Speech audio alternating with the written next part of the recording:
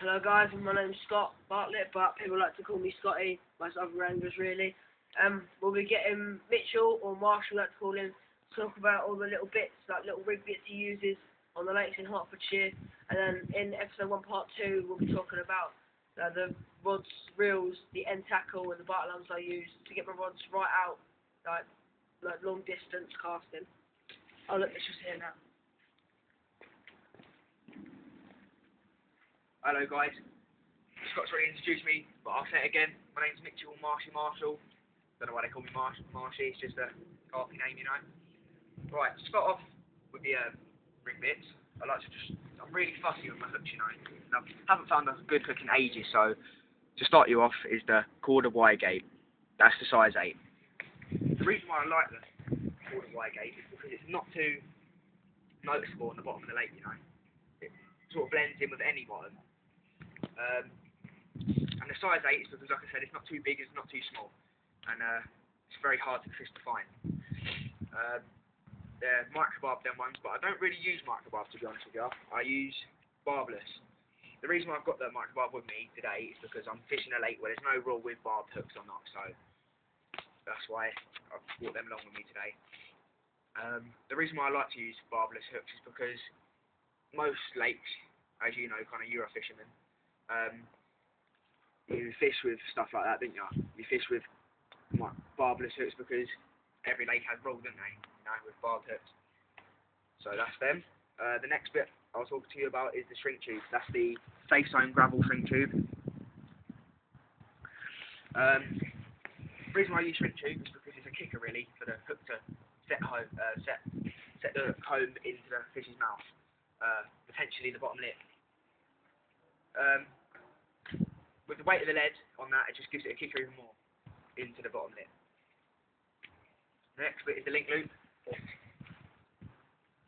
I like using them because I love using sticks. The reason why I like using sticks is because me and Scotty, we always fish at range. Well, you know, when you're fishing for big carp, they're not always in the margins, and plus when it's a very pressured lake, the fish always tend to move up to the middle, so you want to get your rod out as far as you can really into the middle of the lake. The next bit of vital equipment I use for my rig bits is sinkers. Not many on there, I forget a couple of new tags, but that's the small and the large. The reason why I use sinkers is because when you're fishing out a range, even though you're going to use a stick, it's going to straighten that rig out, you know, but just because I'm very fussy about my rigs, and I don't want to whack it out and I get paranoid. You don't know what your rigs are like out there, but you can't see them, can you? So, you know, you want it all into the ground. So, yeah, I use the sinkers just to pin everything to the ground, and I'll give you an example of that now.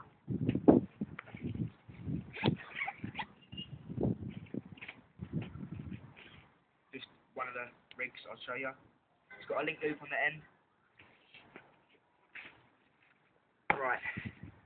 This is just rig number 1 basically. Coated braid from Corda with a link loop tied on the end. One of them famous blood knots, you know, everyone uses them. I haven't put that on properly yet, but I will do because I haven't shrunk it, obviously. With the sinker, like I was saying earlier, it's going to bunch up. Because you don't know what it's like out there, you know, and you want it all pinned to the ground. Obviously, this is just an unhooking mat, you can't really do it properly on here, but just imagine it can be up like that, you know. So you want it all pinned to the ground. I've got silicone tubing on there as well, as you can see. That's the black stuff, silicone. That's just another kicker, really. It's just, well, what I tend to know is because when you've lost a fish and you know it's a big fish, the silicone always tends to just move down the shank of the hook. So, you know, it's very effective. And that was on one of the Corda Y-gate hooks, size 8 again. Just put that back. I'll take you through my D rig now. I tend to use this in weedy conditions. Look at that up close. That's a Corda captor hook. The reason why I use Corda everything is because I find it's the best end tackle on the market, you know.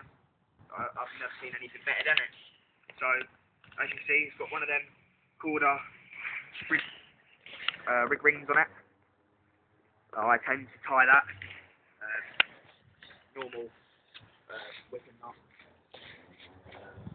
with a lighter. You blob it so that can't come back out. And then I've got like a stiff boom section here. It's got 2 shots there.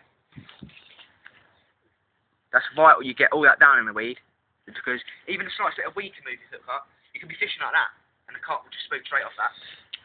You can be fishing like that, the carp will spook straight off it. So I love everything down, and when you have a pop-up, I tie my pop-up with dental floss. I don't have any with me today, but I do normally, and that just allows that, with the pop-up on, allows that to just lay like that.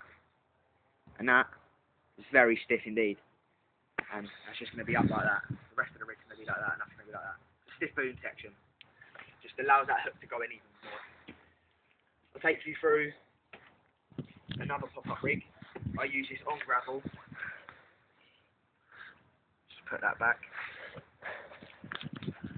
The reason why I use that bit of that cover in there, bit of tubing, is because swivels can even scare the carp off, you know. It's just the sunlight can be reflected off the swivel, and if you can see it, well, 100% sure the carp can see it. So you want everything rig camouflage. Yeah, take you to my pop-up rig. This is one I got bored of at home, so I thought I'd make one up.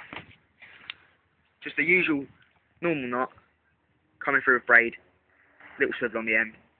And normally, the reason why it's got such a long hair, is I normally put a shot there, that allows the hook to just lay flat, and that pops up just off the bottom. Very visual pop-up as well. That's one of the old mainline pop-ups, can't beat them. Yeah, like I said, it's a very, very fine braid. I think it's one of the Nash braids. Forgot what it's called, but if you comment asking, I'll find out for you. Yeah, so that's that. That's just a couple of the rigs I use.